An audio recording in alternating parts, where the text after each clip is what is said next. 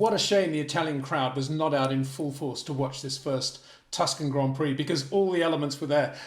Accidents, restarts, Lewis Hamilton, Valtteri Bottas, Alex Albon, Max Verstappen out, and Charles Leclerc putting in a great cameo role of parlaying his good qualifying performance, P5, running P3 early in the race. Imagine what the crowd would have been doing when they saw that. As it was, Charles eventually sunk like a stone, as he would in the Ferrari, but he was over-delivering, over-performing in that car for much of the race. Anyway, that was just a very small part of what this first Tuscan Grand Prix was all about.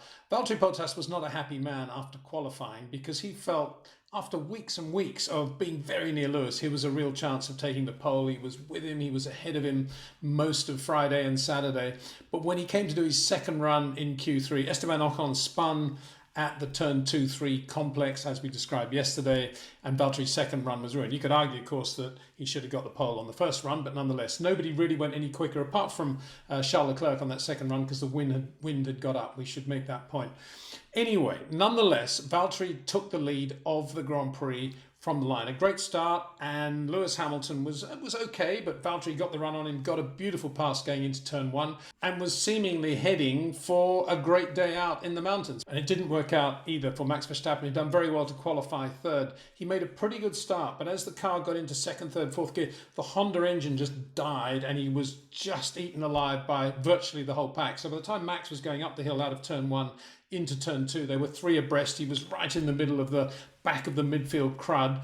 3 into 2 doesn't go, and Max Verstappen was out of the race even before the first lap was completed. That brought out the safety car, and the safety car, of course, was a difficult moment for Valtteri. He'd taken the lead, but now he wanted to keep the tyres hot. He didn't want it to be out for too long, and it was out for quite a long time. First of all, Carlos Sainz said, "We must get this race," in that lovely deep voice of his. "We must get this race going. The track is clear." And then Lewis joined in and said, "We must start." So everyone was kind of wanting to get racing again. But the information that the safety car was going to come in came out relatively late, halfway through that lap. The real problem at Mugello was that the control line, the line before which you're not allowed to overtake in something like a restart, was about halfway down the main straight, a long way from the last corner. So you could see what's going to happen next. Valtteri's in front. He's trying to get the tyres as hot as possible, weaving around. And he's thinking, if I gun it out of the last corner, which I can do, I'm controlling the pace now, Lewis is going to have a run on me all the way down into turn 1. So what I'm going to do is delay accelerating as late as I possibly can till I get to that control line. So he goes down half the straight, still weaving like this, going relatively slowly, going very slowly, and Lewis is behind him, waiting. And then he guns it just before the line, and he does a very good job. He holds the lead into the first corner, but behind him, of course, half the field is coming out of the last corner, thinking that by then the race has started. Half the field floor it. Well, I say half. A third of the field floor it. A second third of the field doesn't. And there was the most horrendous accident. It was great that nobody was hurt. It says so much about the safety of modern Formula One cars. But on board Antonio Giovinazzi, for example, he's accelerating hard, and suddenly there's just a stationary car right in front of him. That's because there was all this time of Valtteri going very slowly down the straight, and the guys at the back not really knowing what was going on. This was obviously a recipe for disaster, to have that line where it is. Normally, it's much further back. It's much nearer the safety car line. And the reason they started to separate them, I think, goes back to Abu Dhabi a few years ago, when it was clear at Abu Dhabi with the circuit design there, where you can go into the pit lane entry is before the last corner, that there could be some overtaking before they get to the line. So they decided to separate the line behind which you're not allowed to overtake as a result of the layout of Abu Dhabi. However, we also have other history here, which is the 2016 Formula 2 race at Baku, where a similar problem arose. The control line was a long way down the straight, and we had a massive Formula 2 shunt at a safety car restart. And at that moment, I do recall FIA and various people saying, yeah, we need to look at that. We need to make sure there isn't such a long time, a gap, if you like, before the leader can start the race, because it's a recipe for disaster, as I keep saying, if you're having it in a straight line like that. But they got to Mugello, and although there were all the circuit inspections and the circuit looked great, obviously nobody considered that this would be an issue, which is, I don't know, kind of strange. It's easy for me, and I will be accused of being a Monday morning quarterback if I say it, that it's amazing that that wasn't brought to anybody's attention before the race. But I guess, this is part and function of this weird 2020 year where there's so much going on, the triple headers, everything else, new circuits upon which we've never run.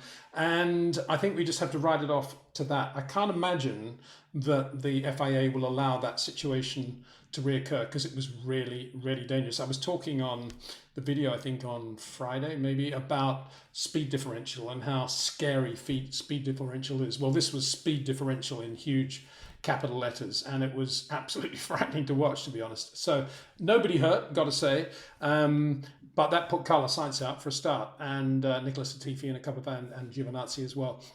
So that was a major drama.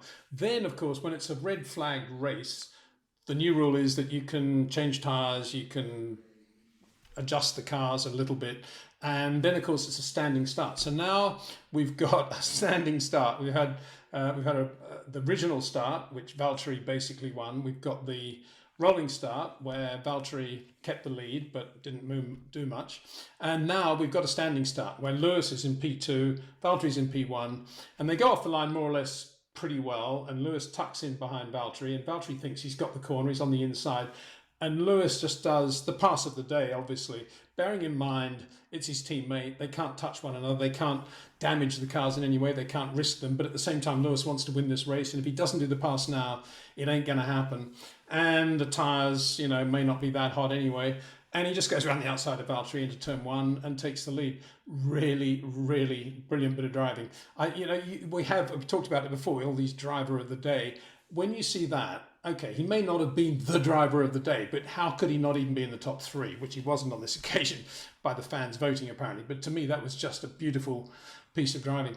After that, I think it's worth mentioning also that Mercedes were right on top of the tyre situation and potential problems. And I say potential problems because eventually Lance Stroll had a massive shunt coming out of turn 9, really, really quick right-hander, the second of the really quick right-handers, due to a left rear puncture. Now, it may well have been a puncture, but I spoke yesterday about the amount of energy going through the tyres, particularly on that section of road, 6, 7, 8, 9.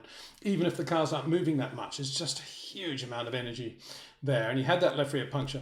Anyway, Valtteri was pushing Lewis really hard, obviously incredibly annoyed that he'd lost the lead at that second start. He was pushing Lewis hard, and then started to say, Lewis said, first of all, the rears are starting to go away. They're on mediums now. And then Valtteri said, I'm starting to lose the front. And at that moment, when obviously the grip was going away, that's when Lewis again started to get a tenth on this sector here, a couple of tenths on this sector there. All the things I always say about Lewis, when the variables come into play, when they've got to start looking after the tyres, massaging them, he's got a bit of understeer, he's got maybe a problem with one of the rears, Lewis comes into his own, started to pull away. And Valtteri's problem, because he doesn't adapt quite as well as Lewis, got worse. It got worse to the point where it was a vibration, and they had to bring him in relatively early. They brought Lewis in straight afterwards, and Lewis then was inheriting a lead of about 7 seconds over Valtteri. Now you would think then that was kind of the race done and dusted, but it wasn't, because when Lance Stroll then subsequently went off, there was another red flag and another restart. So again, the pressure was on. These red flag periods are not easy because the drivers have got into a rhythm, whatever it is. I mean, in terms of Charles Leclerc saying, wow, aren't we lucky to have had this again? We can put on another set of tyres. And of course, Ferrari was eating tyres like most Italians eat pasta, and any free stop for tyres was going to be welcome to the Ferrari drivers on this day. But for any driver, the concentration level is so high that coming in and then having to get the momentum back again is never an easy thing. And there was actually a weird thing before the second restart, and that was that Romain Grosjean and Kimi Raikkonen were at the front of the queue and therefore went out first to get back into the pit lane to the back of the queue, because they're going to be at the back of the grid. Before then, the safety car took the field out and took them up to the standing start. And as Sebastian Vettel pointed out, so those two guys at the back have got much hotter tyres than everybody else. That's something else that needs to be looked at as well. But for all the drivers, it is a difficult thing. The helmets are off, the balaclavas are off, they're taking in fluids, they're talking to engineers, they're thinking about tyres, thinking about this. It's a sprint race now. Everybody's going to be on the soft red tyre. It's a sprint race. Anything can happen. Make a bad start and you can have no chance to recover from it. Make a good start and you can hold that position all the way to the checkered flag. 16 laps indeed. So it was a very, very nervy, compressed race within a race. Bearing in mind this race started in Italian time, 3:10, and we're still going at 5:20. But of course it didn't come under the 2-hour rule because a lot of that time, or some of that time, had been spent standing around in the pits waiting for the race to be restarted and all the wreckages taken away. So all that pressure, Lewis Hamilton again made a great start, held the lead. Valtteri Bottas on this occasion, at the final restart, was overtaken into the first corner by Daniel Ricciardo in the Renault, who'd looked really good all day. He didn't have a car that should have been up there in P3, really. The Red Bull was for sure a better car, but nonetheless he was there for a long time, and had the race not been stopped on that last occasion, he probably would have finished third ahead of Alex Albon. But Alex Albon in turn didn't make a great start at this in this final sprint. Anyway, Daniel Ricciardo's in front of Valtteri Bottas now, which allows Lewis to get away, but he's not sure how quickly to go because it's a used set of soft tyres. He doesn't know how much life there's going to be in them. How hard should he press? He'd been told to stay away from the curbs when the vibration occurred with the medium tyre. So he was taking it pretty easily, but within a lap, Valtteri's back in front of Daniel and starting to catch Lewis and pushing him really hard. So Lewis sped up a little bit at that point, eventually set a devastatingly quick fastest lap. But there was a lot of pressure right until the end on Lewis Hamilton by Valtteri Bottas. But for Mercedes to run that race the way they did was absolutely superb, I think. I wish I could think of a better superlative than that, because for a team performance, it was absolutely brilliant, really. So many things going on. It just shows, of course, the importance also being at the front of the grid as well. One other small point, a smallish political point, is that before Valtteri came in relatively early with a vibration on the medium tyre, he got on the radio and said, in a rather angry tone, you'd have to say, whatever tyres Lewis is on in the next stint, I want the opposite, which was kind of playing with fire, really, because you'd think Mercedes would always be trying to put both drivers on the best possible tyre in order to win the race. And so it was quite, it was going to be interesting when Valtteri came in to see what tyres they put him on. They put him on the hard. So then you thought, wow, maybe they're going to put Lewis on another set of mediums, which Lewis had said he wasn't that comfortable with. But sure enough, when Lewis came in, it was a set of hards they put on. I was wondering at the end, when everybody was on the soft, whether Mercedes were going to go up to Valtteri and say, do you still want to be on the medium, Valtteri? Because everybody else is on the soft tyre. But no, they didn't do that. Some excellent drives. I mean, Alex Albon, very, very good to see him eventually finish third and to get his first podium. That is where that car should have finished. And as I say, if it had been Max in that race, it would have been Red Bull, Honda 3-4. But nonetheless, you shouldn't take that away from Alex. He's had a really difficult, tough year, and he will be feeling, wow, I've finally delivered. It should be pointed out yet again, though, that his race was helped by that last stop, putting everybody on the red tyre and just getting out there and doing a sprint. Had it been a long race with just the normal strategy, it was touch and go whether he would have beaten Daniel Ricciardo, in my view. Lance Stroll was right up there as well, much quicker all day than Sergio Perez, but he had that puncture, stroke, tyre, deflation, whatever you want to call it. Whether it was related to load or to debris, we'll have to find out. Sergio was kind of, as I said yesterday, didn't look to be in great Sergio Perez form, if that's the right word, today. And let's just go through the other runners. Daniel Ricciardo finished fourth. Excellent drive. I would say this was as good a drive as Daniel Ricciardo has ever put in any car, anywhere.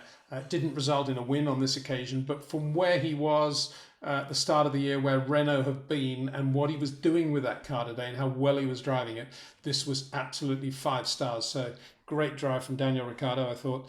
Sergio, as I say, P5, slightly desultory and uninspiring. I thought Lando Norris did a very good job. He was relatively below the radar all day in terms of doing things, but he was always there or thereabouts. I think that was the right result for McLaren. As I said a couple of videos ago, they're not going to be quick everywhere, and I think this was a race where they weren't absolutely on it. But nonetheless, Lando, I think, got absolutely the maximum out of the car, drove it really well, managed it really well, was very cool under pressure on the radio, and very much deserved. Daniel Kvyat eventually finished 7th. Not a bad performance from him. As we said yesterday, he'd driven pretty well all weekend in the other AlphaTauri. Pierre Gasly was another first lap casualty in the Max Verstappen squeeze thing at turn 2.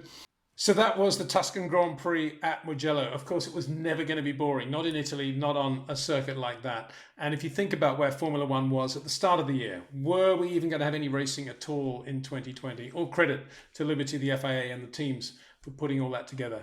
Great that nobody was hurt. Next round of the championship is going to be at what? Sochi, Russia. Yeah, very different sort of circuit to Mugello. Probably going to be a very different sort of race as well. See you then.